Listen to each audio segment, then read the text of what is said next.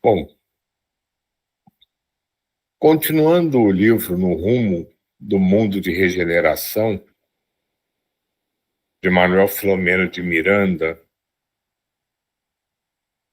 nós tínhamos parado em meio a uma conversa da equipe espiritual com um espírito que vinha se manifestar através da médium Malvina, imbuído de atrapalhar os bons serviços, perseguir a própria médium para que ela não realizasse as suas tarefas. E essa conversa vinha se desenvolvendo, né?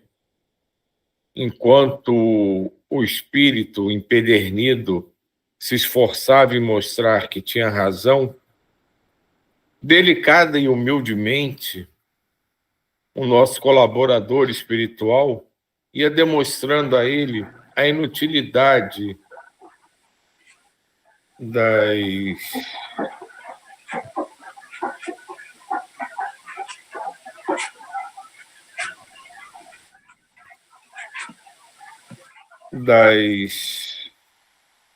medidas que ele tomava, né?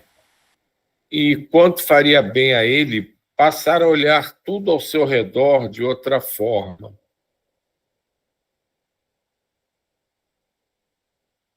Então, continuando, né? Vou voltar só um parágrafo aqui para cima.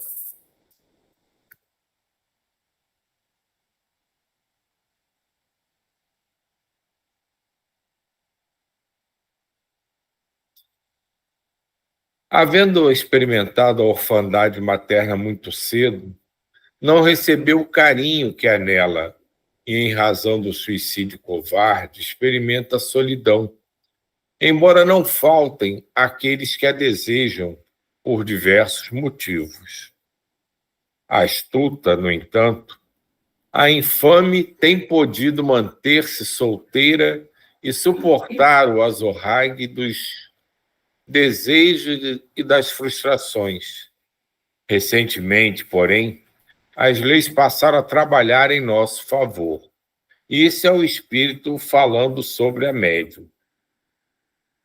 O indigitado sorriu misterioso e, não desejando ocultar os planos mefíticos de que estava investido, voltou à carga.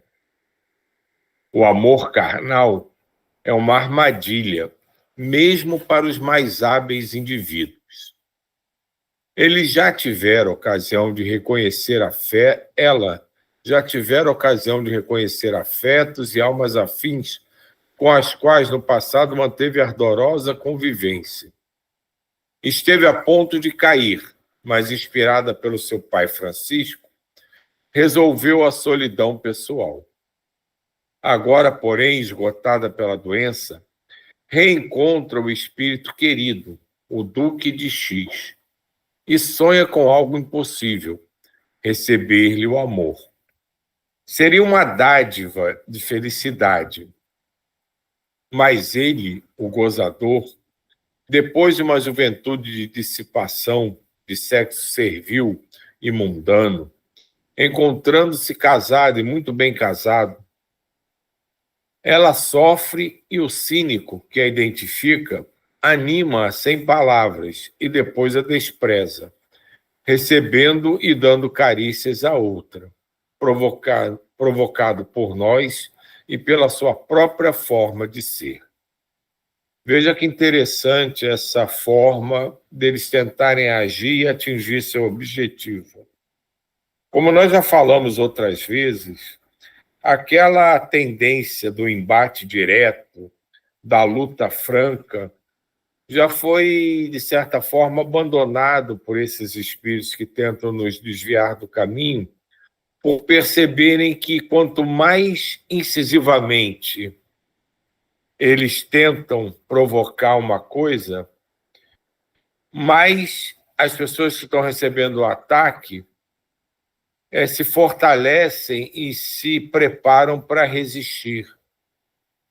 E as técnicas foram ficando mais sutis e usando subterfúgios e muitas vezes pessoas ligadas a ela naquele momento ou do passado para tentar fazer ressurgir pensamentos, ideações e vibrações que facilitem esse desequilíbrio, que eles possam atuar com mais, digamos assim, eficácia.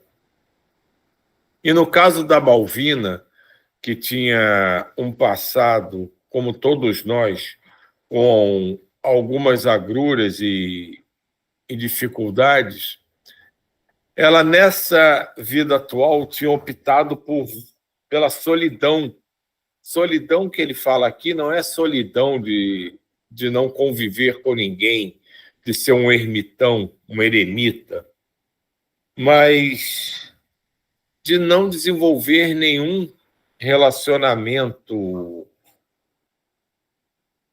nenhum sentimento por outra pessoa, para evitar que reminiscências do passado pudessem desequilibrá-la.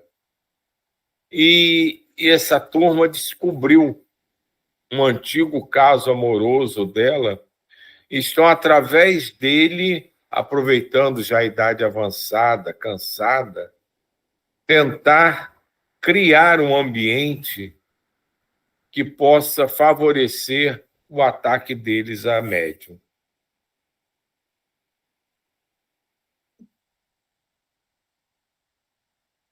Fez mofa da situação e continuou com refinada ironia. Estimulamo-la com cenas e ânsias de prazer, arrancando-a dos pensamentos que nos inibem e atormentando-as com um libido que ainda se encontra em plena efervescência. O sexo reprimido é perverso, leva ao desânimo e à falta de objetivo humano, sofrendo a solidão física e emocional que devora a humanidade.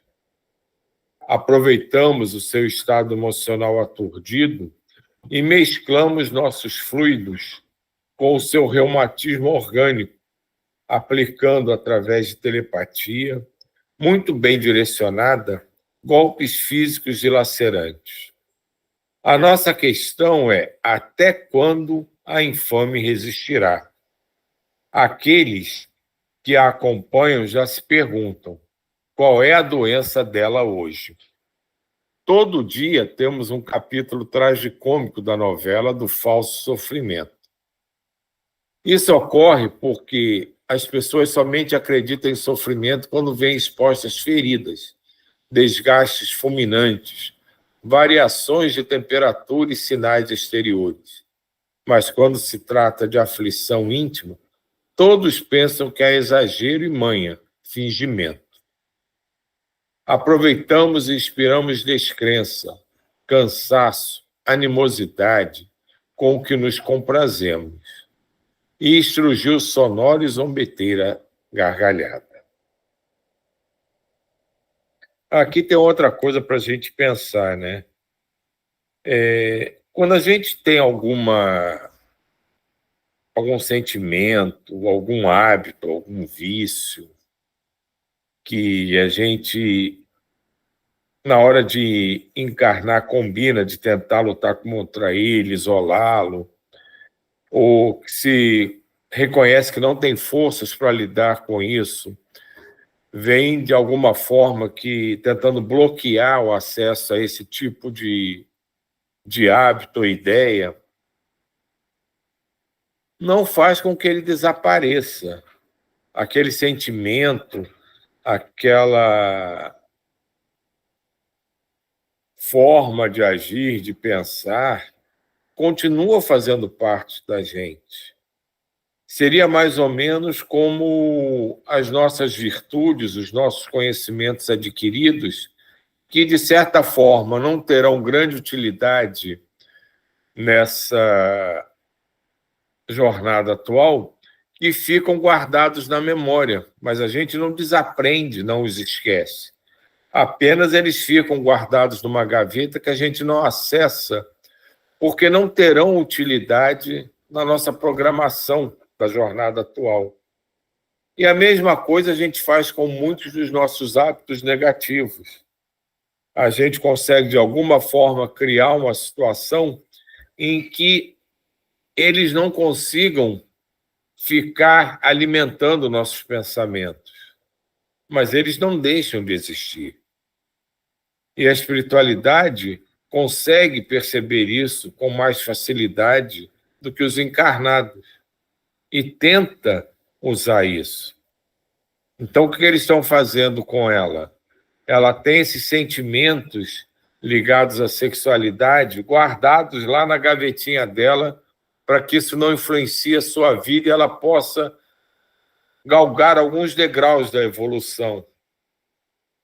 Então, o que eles fazem? Eles ficam tentando abrir essa gaveta, estimular ela de todas as formas que ela possa abrir uma brecha, se ligar, mesmo que momentaneamente, fugazmente, a esse tipo de pensamento, sentimento, para que eles possam abrir um pouquinho a gaveta e trazer tudo aquilo que está guardado, que não seria proveitoso para ela nesse momento, vir à tona e ajudar na tarefa de desequilibrá-la.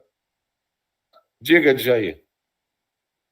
É isso aí no livro, falando dela, mas isso também se aplica a gente, porque a providência divina bota no nosso subconsciente segredos que a gente não pode acessar. E andando pelo umbral, eu senti que tinha coisas que eu não me reconhecia. Porque é justamente isso que você acabou de falar aí. Eles sabem o teu ponto fraco e atacam ali. E esses pontos fracos, por isso que ele está no seu subconsciente escondido numa caixinha, como você falou. Porque se ele vir à tona, ele te domina. De tão forte que ele é. Então, como a gente está num processo de aprendizado, ele fica lá. Aí, a partir do momento que você tiver força suficiente para enfrentá-lo, vamos agora abrir a caixinha aí, vamos abrir e você consegue vencer. Enquanto ela está lá, a gente não tem força. E aí, esse nosso trabalho de formiguinha, de dia a dia, todo dia aqui, a gente vai criando o quê? Vai criando antídoto, força, para quando um dia essa caixinha for aberta, a gente ter força e coragem para vencê-la, só isso. Não, perfeito. E ouvindo você, eu me lembrei de uma imagem de um dos filmes daquela série do Harry Potter, que o treinamento deles era ficar diante de um armário que saía o maior medo deles. E eles tinham que enfrentar esse maior medo e vencer. Que é justamente o que acontece com a gente. Muitas coisas, todos nós temos, que estão lá guardadinhas, lá no fundo da gaveta, que a gente não consegue lidar. E se vierem à tona, a gente entra num processo de desequilíbrio total. Então, como você falou, a gente precisa melhorar a nossa conscientização, nos tornarmos mais fortes, não fisicamente, mas moralmente, espiritualmente, compreender melhor aquela situação para lidar com ela. Então, quando a gente atinge isso, essas gavetas vão sendo abertas. Mas se elas são abertas precipitadamente, não tem como evitar que a gente sucumba e se desequilibre. Olha só, Silvia, para você ver, o sexo, tinha o meu amigo Arthur que fazia viagem astral, ele sempre me falava de Jair, o sexo é a última porta que a gente tem que vencer, sabe? É a última fronteira. E eles sabem disso, porque o nosso passado de desregramento foi muito forte. Tu imagina nessas civilizações como é que foi a luxúria, sabe? Um monte de troço que você queira falar. Então fica lá. E aí ele sabe que, por exemplo, ambição, orgulho, vaidade é fichinha para o sexo. O sexo é a força mais forte que tem, porque ele está ligado a hormônio, está ligado a êxtase, está ligado a muito troço, como nós já sabemos. Então, é uma força criadora, que quando a gente souber manipulá-la, nós vamos ter o salto da angelitude.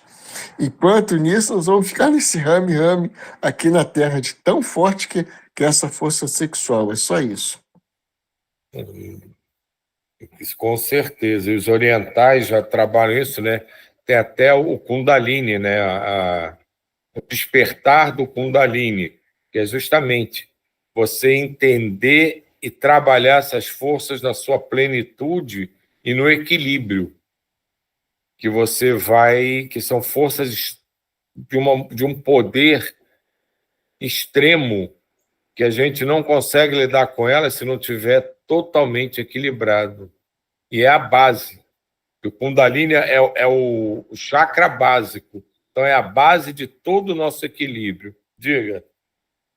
É justamente isso que você falou, por exemplo, os mestres, ele não aconselha a gente ativar o Kundalini quando não tiver respaldo moral, porque senão nós somos sucumbidos por ele, de tão forte que ele é. É só isso. Vamos lá. O nosso dialogador, visivelmente emocionado, tomou-lhe a palavra. Ouvimos com respeito a sua exposição, esclareceu, sem qualquer interrupção, enquanto meditávamos nas suas palavras, cujos conceitos nos penetravam. Eu próprio estou acometido de compaixão, certamente não apenas por ela, mas pelo amigo insensato que se compraz em gerar padecimento, por certo, em razão de algum problema angustiante não resolvido no seu íntimo. E me compadeço de sua infeliz decisão, em gerar fortes aflições para o próprio futuro. As dores da nossa Malvina procedem, e ela recupera-se bem. Sabe que são efeitos de conduta malsã, mas o amigo, ainda iludido nas incendiárias paixões do corpo físico e nos pesadelos da vingança, semeia cataclismos para o futuro do qual ninguém se exime. Deve haver um motivo pessoal de sua parte para ter aderido aos Vingadores, pois que, do contrário, não participaria de uma luta que não fosse sua. Naquele momento, o rosto da médium experimentou uma tremenda mudança, tornando-se verdadeira máscara de ódio, enquanto os olhos esbugalhados nas órbitas eliminavam torpes vibrações de cólera contra o orientador e tentava agredir a médium com socos, que foram impedidos de alcançar-lhe o corpo, graças à emissão de ondas de simpatia originadas do irmão Cláudio, técnico em produção de ondas vibratórias de saúde e de paz. Tentando expressar-se sem o conseguir, sacudia o corpo do instrumento mediúnico e irrompeu numa torrente de acusação. Esta miserável estava em Corinto em 1571, quando da Batalha de Lepanto. Eu pertencia, então, ao Império Otomano e fui convocado, porque o nosso objetivo era a conquista da ilha de Chipre. Pessoalmente, eu vivia na cidade de Patras, no sudoeste da Grécia. E depois da batalha, fui transformado em escravo dessa infame, que, então católica, maltratou-me até a morte por exaustão. Reinava o Papa Pio V, que venceu a batalha graças ao comando de Dom Juan de Áustria, naquele terrível dia de 5 de outubro de 1571. A matança foi tão grande, de ambos os lados, que as águas do Golfo ficaram vermelhas, como nunca se vira antes. Mais de 15.000 otomanos morreram e aproximadamente 9.000 cristãos perderam a existência naquela batalha, que ficou histórica pela crueldade e inclemência dos acontecimentos. Desde então, temos nos reencontrado uma ou outra vez, e a miserável sempre me escapa. Agora que faço parte do grupo de justiceiros contra o infame crucificado, disponho de recursos valiosos para arrebatá-la, e, para tanto, conto com amigos de nossa região, onde nos refugiamos desde épocas já distantes. Isso aqui que ele levanta é um aspecto bastante esclarecedor, que mesmo quando uma falange de espíritos desarmonizados, digamos que é contratada para te prejudicar, o coordenador espiritual desse trabalho aqui, descrito no livro, ele puxa uma ideia que, pelo menos a mim, faz pensar com cuidado. É muito provável que aqueles espíritos que aceitem participar de qualquer tarefa, de qualquer ação que te prejudicam ou que possam te prejudicar, já tenha cruzado o nosso caminho no passado. Não é simplesmente à toa, só por perversidade ou desejo egoístico de impor suas ideias. Há uma grande possibilidade de todos aqueles espíritos que se aproximam de nós de alguma forma, que nos desarmonizam ou nos desequilibram, já terem cruzado o nosso caminho e nós termos sido, de alguma forma, prejudiciais a ele, causando algum sentimento negativo. Então, isso é bom para a gente lembrar que não que isso seja importante, se nós já cruzamos nossos caminhos no passado ou não, mas lembrar que isso pode acontecer e pedir perdão, tentar reforçar que era um momento que nós ainda não tínhamos o estado de conscientização ou de aprendizado atual, reconhecer que possamos ter errado, mas que a nossa disposição é contrária ao que se passava naquele momento, e perdoar e acolher. É fundamental perdoar e acolher a todos que nos busquem com sentimentos não vinculados ao bem maior.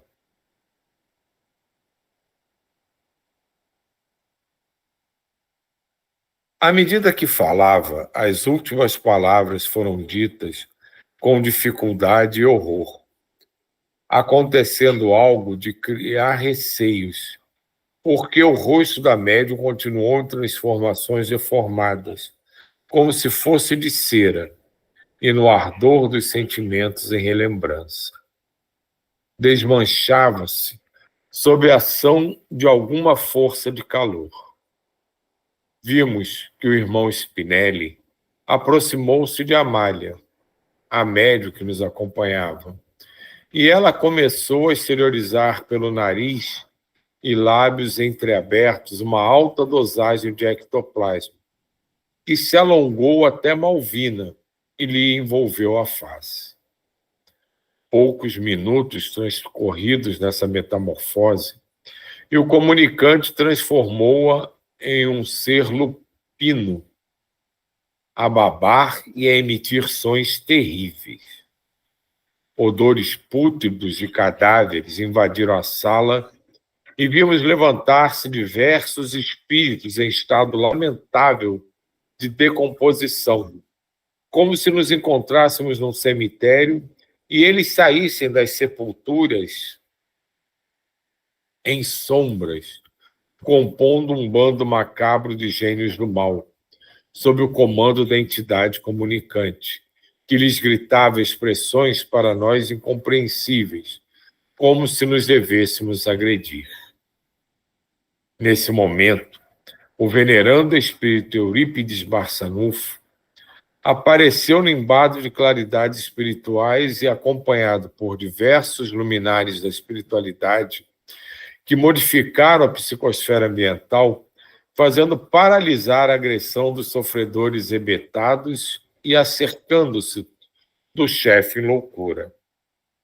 Falou-lhe docemente sobre Jesus, explicando que o mestre o buscava desde há muito tempo e aquele era o momento preparado para o seu retorno ao rebanho.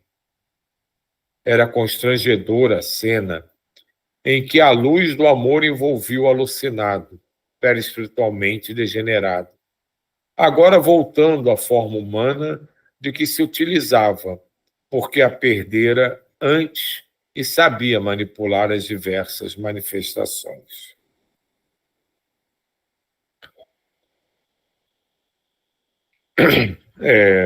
São 8h29, vamos parar por aqui, deixar as colocações do Eurípides Passanufo para a semana que vem, para a gente não ter que cortar no meio, mas é bom ver isso aqui, né? E termos a certeza que isso sempre acontece. Quando as forças em desarmonia, em desequilíbrio, se tornam potencialmente capazes de levar à desarmonia e o desequilíbrio da equipe que está ali, existe sempre uma outra equipe por trás, protegendo, coordenando. E se eles acharem prudente, acharem necessário, eles se apresentam para que o trabalho seja realizado. É mais ou menos o que acontece quando a gente se une aqui mesmo pela internet.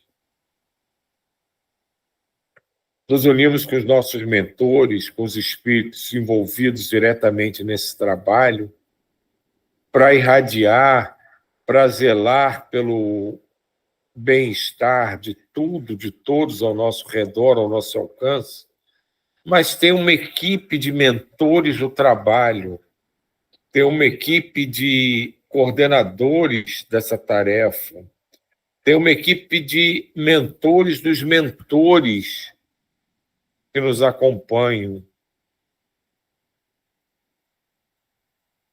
E se por algum momento nós não tivermos a força necessária para cumprir o nosso papel, eles auxiliarão. Eles virão ao nosso socorro e trabalharão para que tudo siga da maneira que foi programado. Então, tudo isso que aconteceu sob uma supervisão e permissão para que esse espírito específico pudesse receber o tratamento que ele precisa, ser envolvido mais uma vez pelo amor que ele merece. E mesmo ele demonstrando toda a dureza, essa capacidade de manipulação maléfica, essa transmutação, essa animalização, essa violência aparente, esses espíritos superiores reconhecem o momento adequado de intervir. E mesmo que ele demonstre toda essa energia desequilibrada, eles conseguem captar um pequeno ponto de luz lá no seu interior, que já pode ser trabalhado. É como acontece em tantos e tantos espíritos que vagam pelo umbral, que só são resgatados, só são acolhidos quando se percebe essa mesma luz começando a brilhar mais uma vez dentro deles, nos seus corações. Nada é feito precipitadamente, antes da hora. E tudo, todos aqui encarnados e desencarnados que nos ouvem podem ter certeza absoluta. Tudo acontece no momento exato em que as conjunções se formaram para que pudesse atingir o objetivo e o sucesso esperado. Nunca nada acontecerá por acaso, ou antes da hora, ou depois da hora. Tudo acontece no momento certo.